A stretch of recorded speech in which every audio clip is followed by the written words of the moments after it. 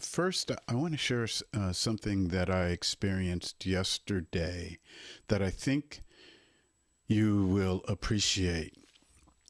There was an event at a place called the Empathy Center up in the hills of Montecito, and there were people from various traditions. Diane Fox was there. Um, uh, we saw, you know, people who we heard from a couple of Tibetan Buddhists, we heard from secular Buddhists, four Christians, two of whom were Catholic. We heard from one Jewish man who I was a little surprised would be there because it was Saturday. Um, and, just people from different backgrounds. And so I was on a panel and we were discussing empathy. We were talking about what makes for peace.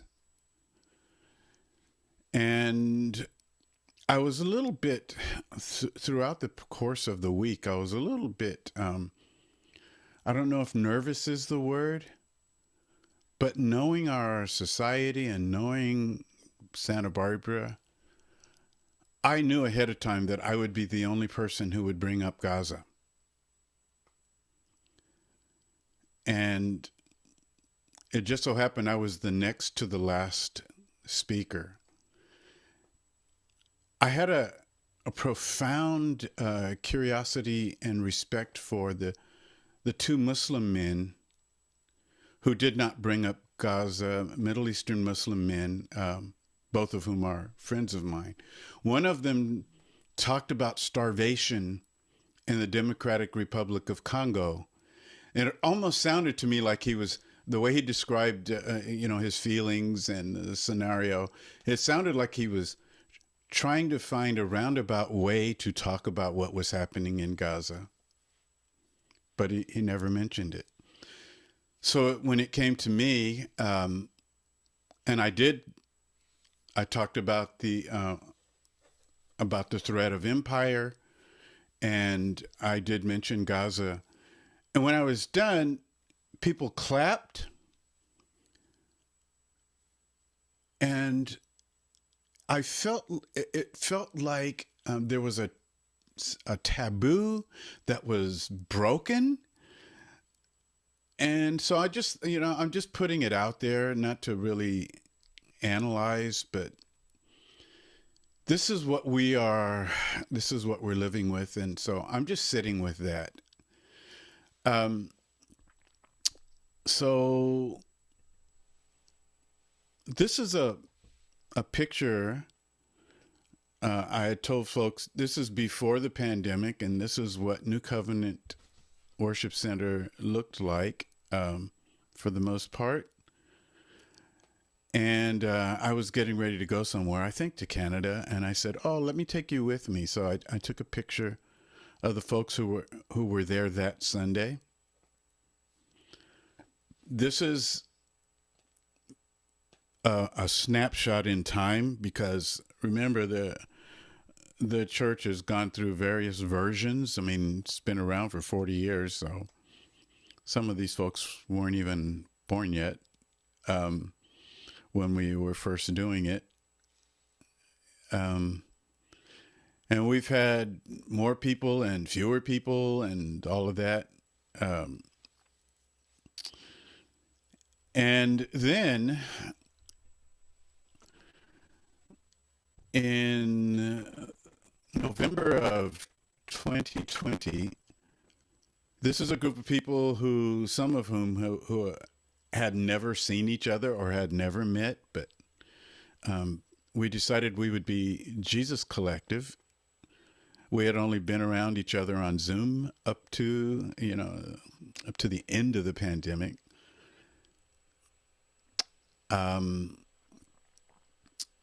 What was happening, as you know, is we were, as a society, already for years had been experiencing a political earthquake. And added to that in 2020 was the hurricane of disinformation, especially around COVID-19. And instead of just being destabilized, what we did was we reached out to God in these people. We wanted to find strength in one another. We wanted to be ego honoring, but not ego driven, so that it would be a place of safety and listening, respecting one another's differences and even quirks, that kind of thing.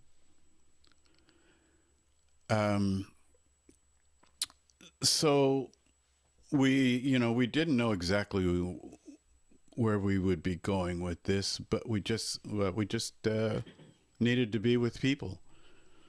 And so we came together. And then we reflected on this passage, the words of Jesus: neither do people pour new wine into old wineskins. If they do, the skins will burst, the wine will run out, and the wineskins will be ruined. No, they pour new wine into new wineskins, and both are preserved. And we had some exploratory thoughts about that, some sharing around where we were in life and how we all change, and as we change, we cannot fit into elements of past identity, both personally and community-wise. In order to be new, you need something new to sustain you, to hold you together. And so then we had a conversation about what we were going to be. And this is end of 2020, beginning of 2021. And there was a song. I had never heard of PJ Morton until like that week. And this song says, instead of going